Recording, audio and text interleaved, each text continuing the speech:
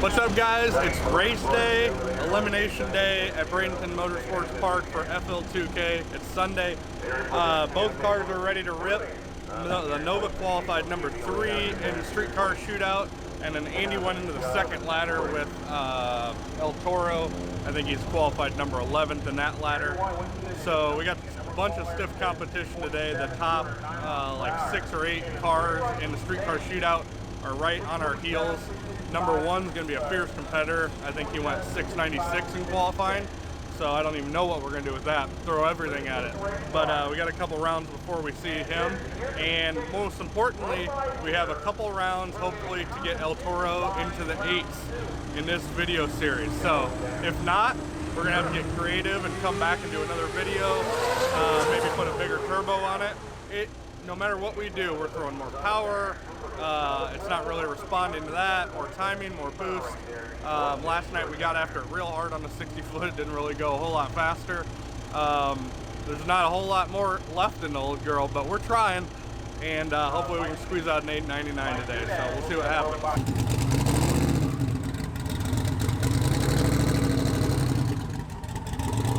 Ready to do this. Third pair down.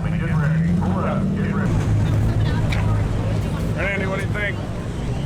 We're going to give her everything we can. We're going in the first round of eliminations, and we're obviously going to try to win the round, but if we happen to pull off an 8-second pass during that time, we'll be extra happy. Yeah. So you're 11, so do you get lane choice? No, I won't get lane choice. No lane choice. That'll be a little bit of a switch. I've been... The 16 car field then, right? Yep, 16 car field. They split our class into 2 different 16 car fields. So Doug's in the faster one, and we're in the slower one with the El Toro. See how it does. We'll see. James has got it locked and loaded. We'll see what happens.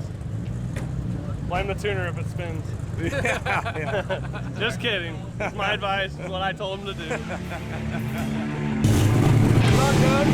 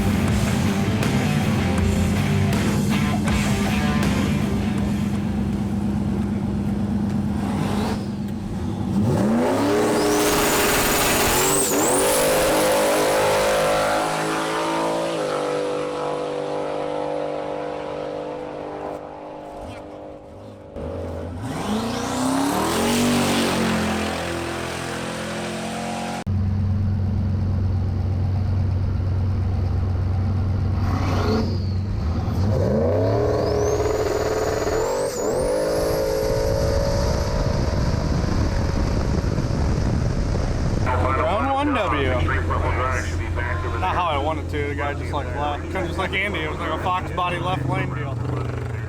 But I got him. David Van Boris, I think, second round. He's fast. So. That'll be a close race. Trying to squeeze a little out of it. Put a heater in it. Yeah. Yep. Just need to race the race, so and cut a light. Yep. It'll be a fun race, though. Yeah, that's awesome. So it's getting quicker and quicker as you go. Yeah. I mean, it ran really good that time. It's an 85. I said it put an 88 in it and went 85. So nice. Like yesterday, it wasn't doing that. I don't know what the deal was. But it's running to this. Oh yeah. Now I need to put a 40 in it. I don't have that tune up yet. Pick the 60 with some more on top. Yeah, there's like a big dip in when it leaves the line. The drive shaft falls way off, and then it comes back to life. So I'm trying to smooth that out. A lot of time in a 60 foot. So. Figure it out. Yep. What do you think, Andy? Kind of disappointed. We got up there and got in the first light and went to go bump in, and the car's been consistently moving when we go to bump in, and that time it just didn't move. And when I got back out of it to try to get it to roll forward into the lights, try to salvage a run, it rolled through the lights, which was probably my fault, but disappointing end. Should have probably been a pretty good race, probably would have had a pretty decent chance of winning that round. So, but that's racing. That is racing.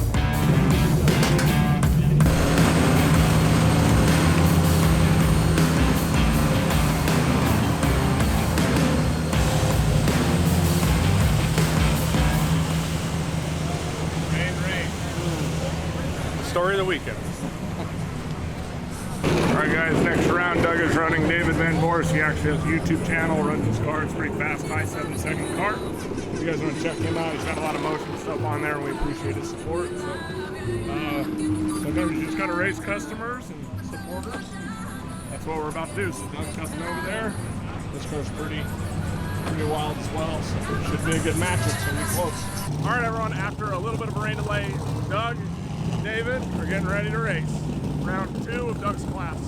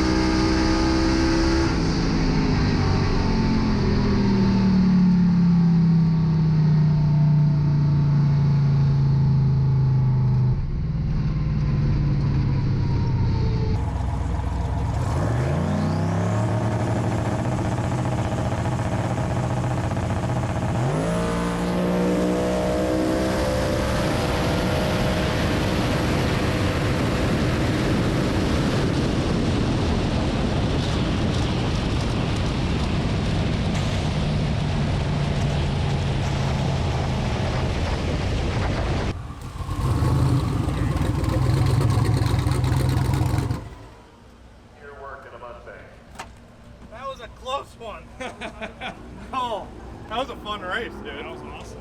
That's spicy. Watch out for leg motion. That was a spicy launch. Did it bounce the tires for a while? Yeah. The front? It bounced them like 200 feet, I feel like. It was definitely riding that front tire out for a while. 772, 498. I didn't even get on the scramble because I was out front. But it was right there. It was the a whole close time. race, dude. Yeah, it was tight. Margin of victory, 0.10.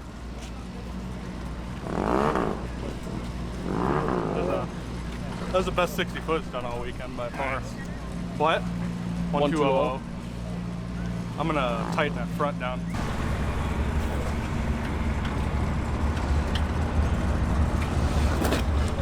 Tighten her up, we're gonna get a little more spicy, yeah. I'm gonna throw everything at it. If I don't throw everything at it, then why even go up? Guys, thanks for tuning into Fl2k. Unfortunately, Mother Nature got the best of us. It rained 3 times. The Bradenton Motorsports Park crew cleaned the track up, and it was dead hooking today. We went 2 rounds. We were going into the semifinals when the rain hit, and they just couldn't clean it up again. So we're out of here. Unfortunately, we didn't hit our 8-second mark with El Toro, but that doesn't mean it's over yet.